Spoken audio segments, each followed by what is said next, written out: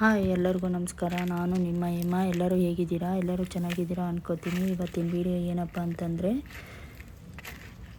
ನಾನು ಸ್ವಲ್ಪ ಕೈ ತೋಟದ್ದು ಕೆಲಸಗಳನ್ನ ಮಾಡಿದ್ದೀನಿ ನಿಮಗೆ, ಹಾಗೆಯೇ ನಾಟಿ ಮಾಡಿದ್ದೀನಿ, ನಿಮಗೆ ತೋರಿಸ್ತೀನಿ ಬನ್ನಿ. Welcome back to my YouTube channel AM garden.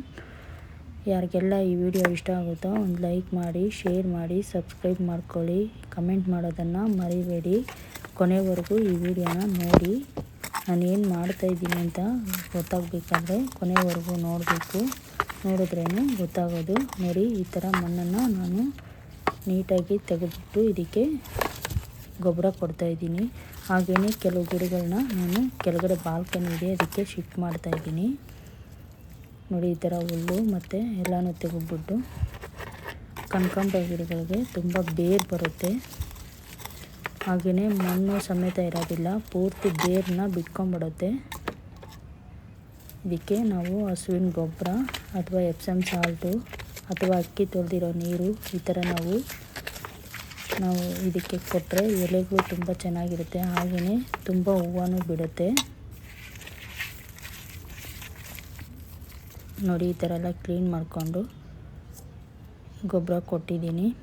ಹಾಗೆಯೇ ನಾನಿವತ್ತು ರೈನ್ ಲಿಲ್ಲಿ ದೊಡ್ಡದೇನಿದೆ ಹೂವು, ಆ ರೈನ್ ಲಿಲ್ಲಿ ದೊಡ್ಡ ಗಡ್ಡೆನ ನಾನು ಇವತ್ತು ರಿಪಾಟಿಂಗ್ ಮಾಡಿದ್ದೀನಿ. ತೋರಿಸ್ತೀನಿ ಬನ್ನಿ. ನೋಡಿ, ಇದು ಆಲ್ರೆಡಿ ನನಗೆ ಹೂವು ಬಿಟ್ಟಿತ್ತು, ಹೂವು ಬಿಟ್ಟು ಆಗೋಗಿದೆ. ಹಾಗೆಯೇ ಇದು ನೋಡಿ, ಈರುಳ್ಳಿ ಥರ ಇದೆ ಗಡ್ಡೆ. ಇದಕ್ಕೆ ನಾನು ಒಣಗಿರೋದೆಲ್ಲ ನಾನು ತೆಗೆದ್ಬಿಟ್ಟು ಹಾಗೆ ಹೂವು ಬಂದು ಬಿಟ್ಟಿರೋದನ್ನು ತೆಗೆದ್ಬಿಟ್ಟು ನಾಟಿ ಮಾಡ್ತೀನಿ. ಇದು ಒಂದು ಗಡ್ಡೆ ನಾಟಿ ಮಾಡಿಕೊಂಡ್ರೆ ಸಾಕು ನಮಗೆ. ಇದರಲ್ಲೇ ಬೇಕಾದಷ್ಟು ಗಡ್ಡೆಗಳು ಉತ್ಪತ್ತಿ ಆಗುತ್ತೆ.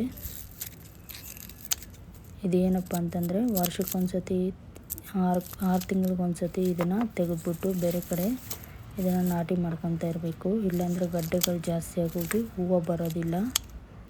ನೋಡೋಕ್ಕೂ ತುಂಬ ಚೆನ್ನಾಗಿರುತ್ತೆ, ಹಸಿರಾಗಿರುತ್ತೆ. ತುಂಬ ಇದರ ಎಲೆಗಳು ನೋಡೋಕ್ಕೆ ತುಂಬ ಚೆನ್ನಾಗಿ ಕಾಣಿಸುತ್ತೆ. ಹಾಗೆಯೇ ಇದನ್ನು ನಾನೊಂದು 2-3 ಪಾಟಲ್ಲಿ ಇಟ್ಕೊಂಡಿದ್ದೀನಿ. ನೋಡಿ, ಹೂವು ಬಂದಿರೋದನ್ನು ನಾನು ತೆಗೆದುಬಿಡ್ತಾಯಿದ್ದೀನಿ.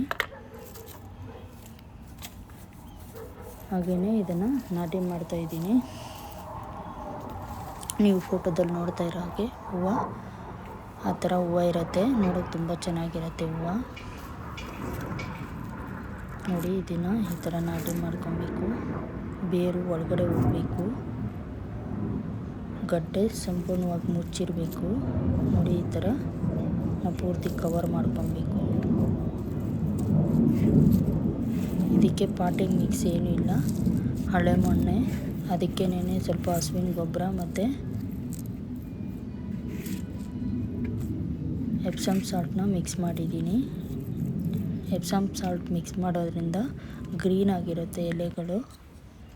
ಹಾಗೆಯೇ ನೋಡಿ, ರಜನಿಗಂಧ ಅಥವಾ ಸುಗಂಧ ಅಂತ ಏನು ಕರಿತೀವಿ, ಇದು ಎಲ್ಲನೂ ಹೂವು ಬಿಟ್ಟು ಎಲ್ಲ ಗಡ್ಡೆಗಳು ಇದಾಗಿದೆ.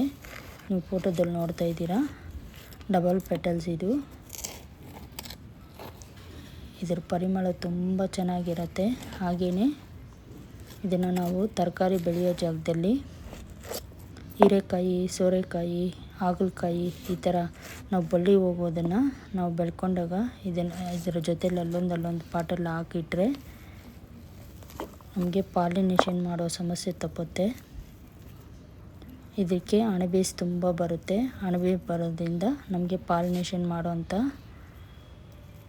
ಕರ್ತವ್ಯ ಇರೋದಿಲ್ಲ. ಇಲ್ಲಾಂದರೆ ನಾವು ಅಣಬೆಸ್ ಬರಲಿಲ್ಲ ಅಂತಂದರೆ ನಾವು ಪಾಲಿನೇಷನ್ ಮಾಡಬೇಕಾಗುತ್ತೆ. ನೋಡಿ, ಈ ಥರ ನಾವು ಮಣ್ಣನ್ನು ಪಕ್ಕಕ್ಕೆ ಸರಿ ಮಾಡಿ ಈ ಥರ ಗಡ್ಡೆನ ಒಳಗಡೆ ಇಟ್ಟು ಫುಲ್ಲು ಕವರ್ ಮಾಡಬೇಕು.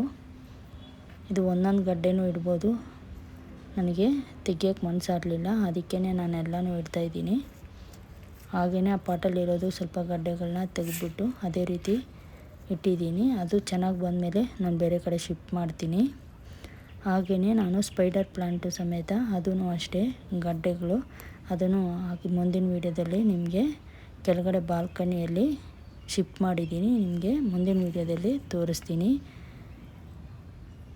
ಇವತ್ತಿನ ವಿಡಿಯೋ ಇಷ್ಟೇ.